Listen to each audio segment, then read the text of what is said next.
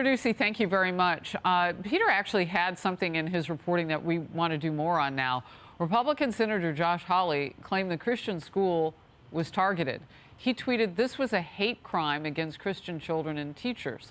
There is no defending it."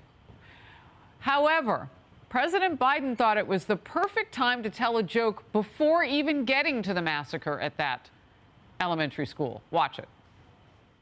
I believe that Christians were targeted in the Nashville school shooting. Do you believe that Christians were targeted? I have no idea. Josh Hawley believes they were. What do you say to that? Well, I probably don't then. Probably don't. No, I'm joking. No, I have no idea. That's just sick. Oh, sure, if a Republican believes it, I probably don't believe in it. Tammy Bruce, Fox News contributor, host of Get Tammy Bruce on Fox Nation. Your reaction? One of the important jobs of many of the president is to be an empathizer, to be able to understand what the American people are going through. This is something that saved Bill Clinton's political career after the Murrah Federal Building bombing. People realized that even though you might not like some of the things he was doing, he really did feel our pain. He really cared. This is shameful, the same as when he went out first during a press conference, talked about his ice cream. There is a disconnect, clearly, with regular people and human beings. It's shameful. It's awful. He laughed. It was him, and I don't think he was joking. He says he's not joking. I don't think he was joking at all. That this is about chess moves. It's a game, literally, for them. It's a horrible framework. And then, of course, getting back to the gun issue, or at least certainly hate crimes.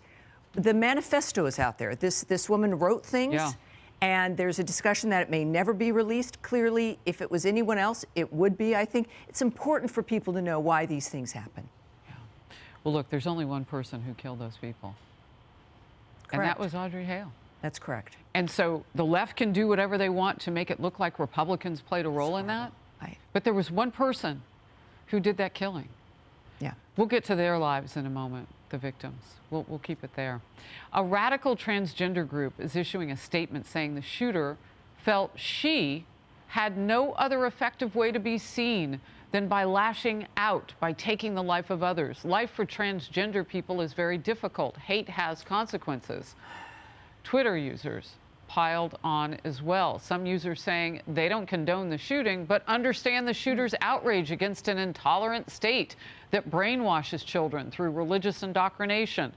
Others mock the state's ban on transgender issues and called for thoughts and prayers. Tammy.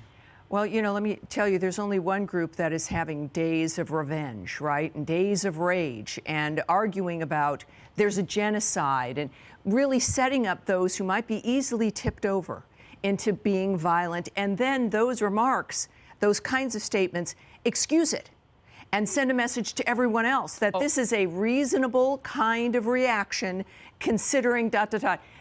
Some have said this is the argument of suggesting that, well, the rape victim's skirt was too short.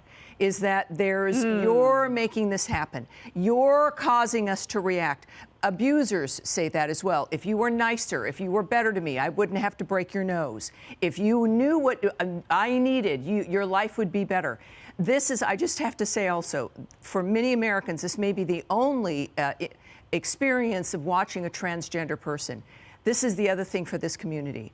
Everybody knows these are marginal extremists co-opting this issue, using these people's lives, abusing them even further by casting them as well. You know, a lot of people are marginalized. As a black woman, you are a minority immediately when you're seen. As a gay woman, I'm more of a minority, not easily seen.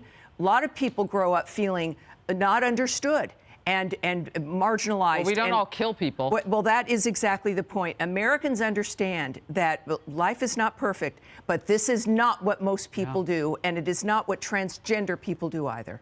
Well, that's a good point. They are just getting used in this whole process. That is correct. correct. By the way, they become even more endangered through this process because, as you said, if that's the only way people see them, there might be the thought that everybody's like that. Look, we are normalizing murder right now by allowing those people who support killing, if others don't agree with your lifestyle. That's right. By allowing that to be part of the context of our lives, we're normalizing abuse and murder. The gay community and the transgender community should be the first ones to speak out against this. Yeah. well, none of us can tolerate it. That's right. Thank you, Tammy.